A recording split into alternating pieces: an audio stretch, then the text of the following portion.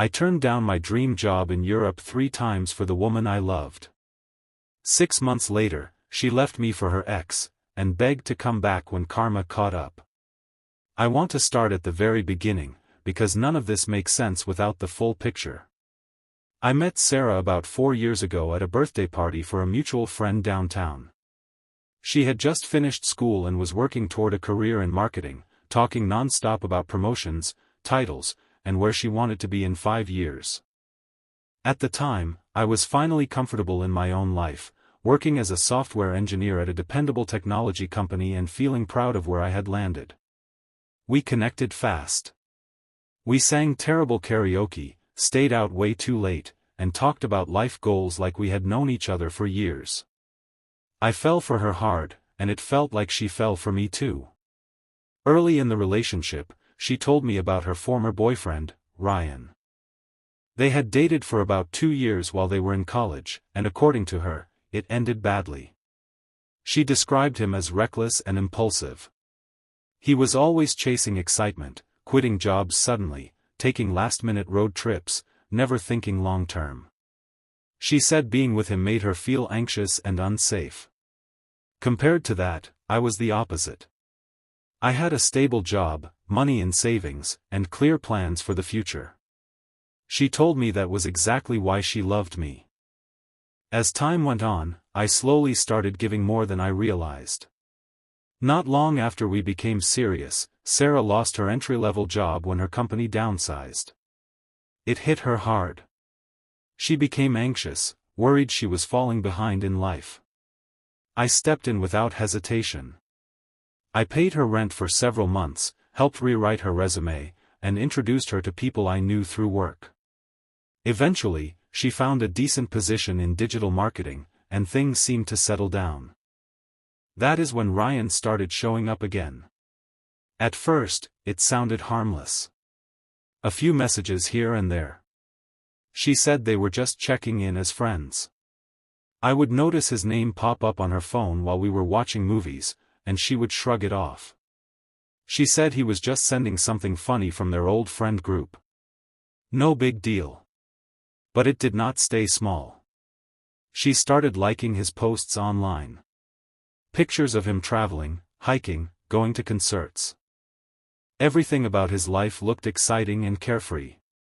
When I brought it up calmly, telling her it made me uncomfortable that she stayed so connected to her former boyfriend, she got defensive. She told me I was being insecure.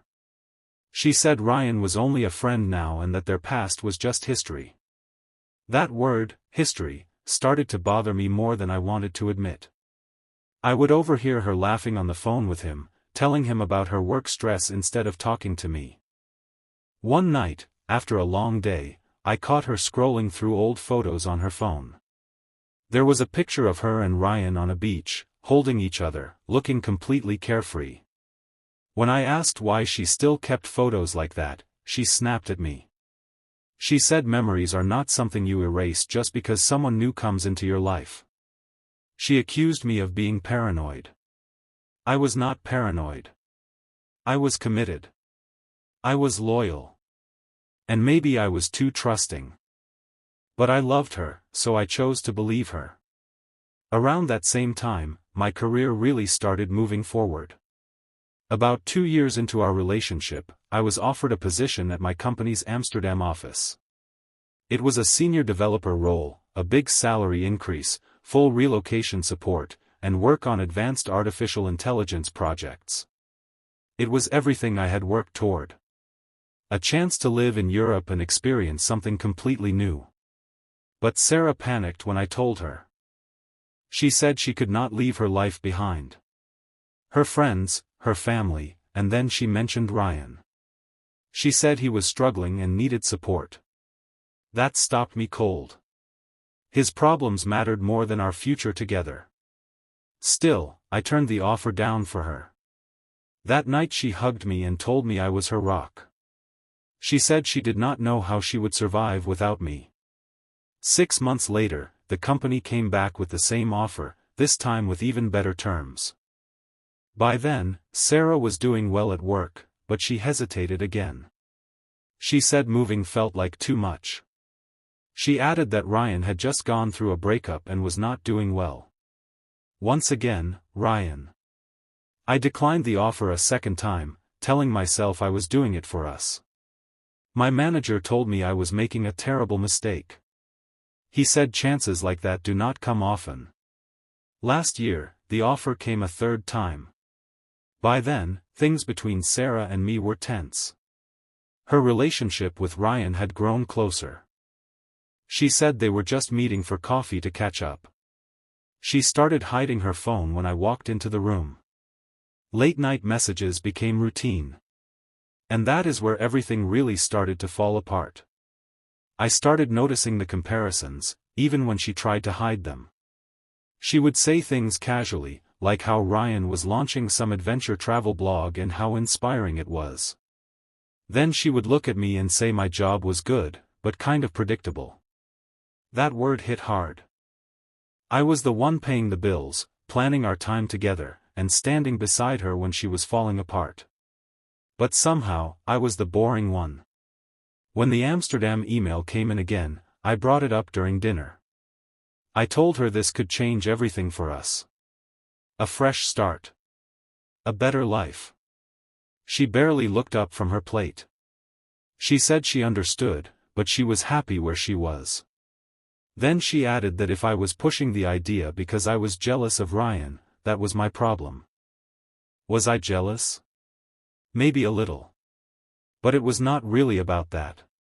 It was about respect. I told her I needed boundaries. If we were serious, I asked her to reduce contact with him. I said it felt like emotional cheating. Her expression hardened immediately. She mocked the idea, saying I was being dramatic. She told me she was not cutting off her former boyfriend just because I felt insecure. She said adults can stay friends after dating and told me to grow up. That hurt more than I expected. I had given up promotions, stability, and real opportunities for her comfort. And now I was being labeled insecure. I sat there staring at my food, thinking about the 3 offers I had turned down. But I did not fight back. I just nodded and said I understood. Something changed in me right then. I walked into the bedroom, opened my laptop, and replied to the email. I accepted the position. Start date was set for 2 months later. I did not tell her. There was no announcement. Just a quiet decision to stop being the safe option she leaned on. The weeks after that felt strange. She acted like nothing had changed. She kept messaging Ryan openly and posting vague social media updates about valuing old connections. Meanwhile, I stayed quiet. I wrapped up my work responsibilities, arranged the apartment sublet, and handled everything in private. Inside, I was falling apart. I replayed every compromise I had made, every time I chose her over my future. I took long walks alone, staring at the city lights, asking myself why I had stayed so long in something so uneven. But I did not explode. I did not accuse her. I pulled away instead. I packed boxes while she was out.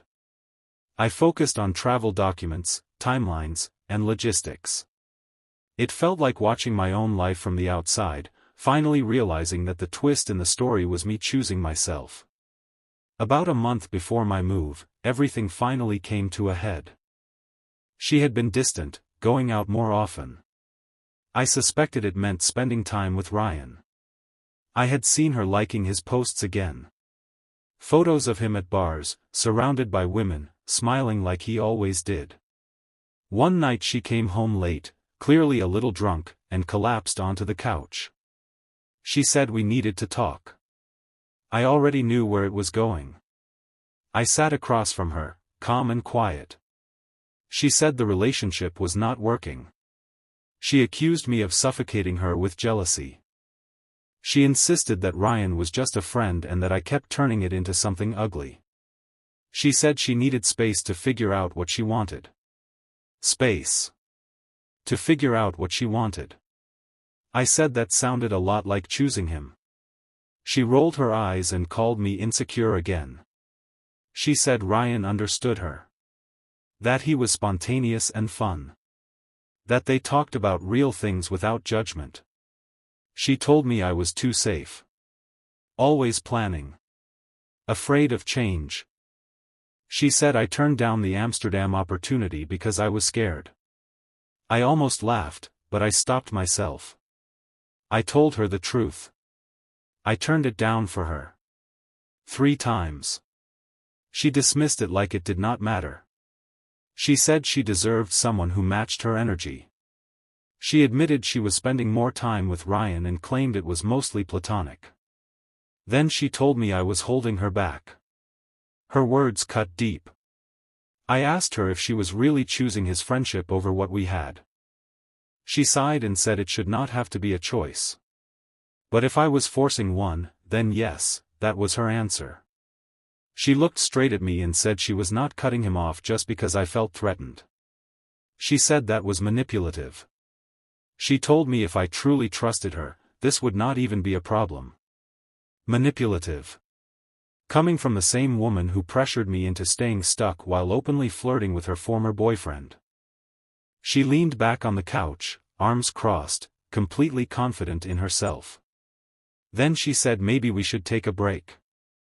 Maybe even end things for good. She said she would stay at a friend's place for the night and give me time to think about how controlling I had been. I did not beg her. I did not yell. I just looked at her and nodded. If that is what you want, go ahead. She froze. I could tell she expected a fight. She asked if that was really it. She could not believe I was just accepting it. She wanted me to chase her. To panic. I told her she had already made her choice clear. There was nothing left for me to argue. She got angry, grabbed her bag, and said I would regret this. She said no one else would tolerate my boring routine. Then she slammed the door on her way out. I heard her mutter something about finally being free. The apartment went dead quiet. The kind of silence that presses on your chest. I poured myself a drink, stepped onto the balcony, and just sat there letting it all sink in. Years of loyalty reduced to accusations of control. Every sacrifice thrown back at me like it meant nothing. For a moment, I thought about calling her. Telling her about Amsterdam. Letting her realize what she was walking away from. But I stopped myself. That would have been begging. And I was done doing that. Instead, I sent a short message to my manager. The move is back on. I am wrapping things up here. Then I blocked her number. Not to punish her, but to protect myself. The next day, I listed the apartment, packed the rest of my belongings, and started quietly saying goodbye to friends. I kept everything calm. No posts online. No dramatic explanations. Still, the questions lingered. Late nights staring at the ceiling, replaying every conversation. Wondering when her so-called friendship crossed the line. Wondering if I had really been insecure, or if I had been slowly pushed into doubting myself. I talked anonymously with a therapist friend. He told me I was not crazy. He called it emotional abandonment. Hearing that helped, but it did not erase the hurt. I let myself feel it instead of rushing past it. Amsterdam started to feel like a lifeline. Not an escape, but a rebuild. With 2 weeks left before the move, I focused on details. I shipped my essentials ahead of time. Wrapped up projects at work. Went to the gym just to burn off the noise in my head. Something shifted inside me. I went from questioning everything to feeling steady again. I started telling myself the truth. This is my life. Not hers anymore. A few days after the breakup, she tried to reach out. She used a mutual friend's phone, saying her own phone was acting up. She said she did not mean for things to end the way they did and wanted to talk. I did not reply. Then she emailed me, saying I was being immature and that we should meet and handle it like adults. I ignored that too. I was done engaging. Friends started hearing her version of the story. One of them told me she was saying I overreacted about Ryan and was ghosting her out of spite. I did not correct anyone. I kept my response simple. We wanted different things. I wish her well. No insults. No explanations. And no mention of Amsterdam. That was mine. The day before my flight, I handed the keys to the apartment to the new tenant, a quiet graduate student I had found through a listing. I wished him luck and walked away. I stayed at a hotel near the airport that night. I felt nervous, but lighter than I had in years. For the first time in a long time, I was not planning my life around someone else. Landing in Amsterdam felt unreal. The canals, the bicycles everywhere, the sense of starting clean. My new team welcomed me immediately. Dinners together, advice on neighborhoods, genuine excitement. The work was challenging in the best way. I finally got to dive into projects I had only imagined before. I rented a small apartment overlooking a park. Spent weekends wandering museums. Even started learning a few Dutch phrases. It was not just a move. It was the first time I chose myself. Over time, the confusion finally cleared. Looking back, I saw it for what it was. I had been shrinking my own life to make hers easier. Once I stopped doing that, everything changed. Friends back home mentioned her now and then. I never asked, but news still found its way to me. Sarah was spending a lot of time with Ryan. Eventually, it became official. At first, I honestly felt neutral about it. If that was what she wanted, fine. Weeks passed. Then months. And instead of regret, I felt something unexpected. Relief. Gratitude, even. Walking away had forced me to grow. That is when reality caught up with her. I did not go looking for it. I did not check her social media or fish for updates. But mutual friends started sharing things without me asking. About a month after I settled into Amsterdam, an old buddy messaged me. He said Sarah and Ryan were openly together now, posting photos from festivals and trips. I read the message while sitting at my desk, coffee in hand, looking out over the canal. It felt predictable. Familiar. But the fantasy did not last long. Ryan's so-called adventurous lifestyle came with problems. From what I heard, he was buried in debt. Credit cards maxed out. No real job, just short gigs. Sarah, riding the high of rebellion after our breakup, quit her marketing job without a plan and joined him on the road. She believed in the travel blog dream. The same one she used to talk about. Only this time, she was funding it herself. Or more accurately, burning through the savings we had built together. Friends started backing away. People saw through the story she told. One mutual even overheard her bad-mouthing me at a gathering, saying I was too safe and that Ryan was her real passion. Then things got ugly. Arguments over money turned into shouting. Ryan flirted with other women right in front of her. On one trip, he left her stranded in a random town with a hotel bill she could not afford. Told her he needed space. The irony was almost painful. She came back home broke, unemployed, and scrambling. Her social media tone changed overnight. No more happy couple photos. Just vague posts about growth, healing, and learning hard lessons.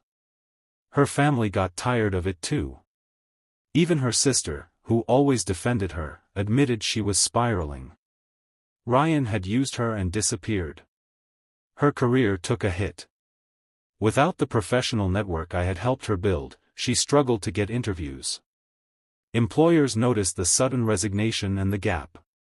Rejection after rejection followed. Meanwhile, my life kept moving forward. Someone mentioned my Amsterdam role in a group chat she was still part of. Senior position. Traveling across Europe on weekends. Her response was silence. Then she unfollowed people quietly. I did not celebrate it. I did not need to. I was busy living.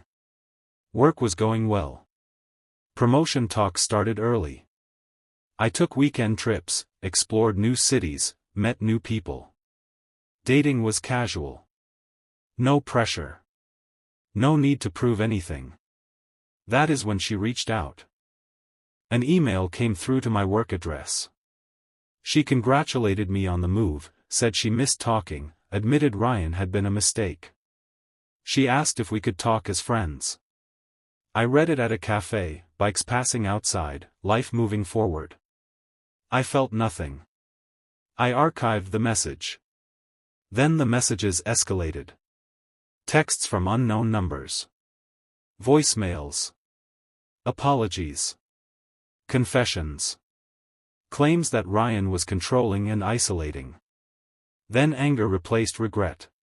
She accused me of being cold. Of enjoying her pain. Family members joined in. Her sister sent angry messages, blaming me for her breakdown. Her mother called, asking me to be the bigger person. I blocked everything. The desperation kept rising. She asked for help. Money. A conversation. Closure. I did not respond. The final encounter happened unexpectedly. A mutual friend's wedding back home. I flew in quietly, stayed low-key. But she was there. She looked exhausted. Worn down. When she saw me, her confidence vanished. She pulled me aside, eyes shaking, voice breaking. She admitted everything. The cheating. The debt. The isolation. She said she finally understood what she had thrown away. She asked me to come back. Or let her visit Amsterdam. Start over. I listened. Calm. Detached. Then I told her the truth. That part of my life was over. I had built something new. A new city. A new career. A new version of myself. She was no longer part of it. She stared at me like the ground had shifted beneath her feet. The roles were reversed, and she knew it. I walked away and joined my friends. Laughed. Celebrated. Moved on. Back in Amsterdam, life continued without interruption. And for the first time, it was fully mine.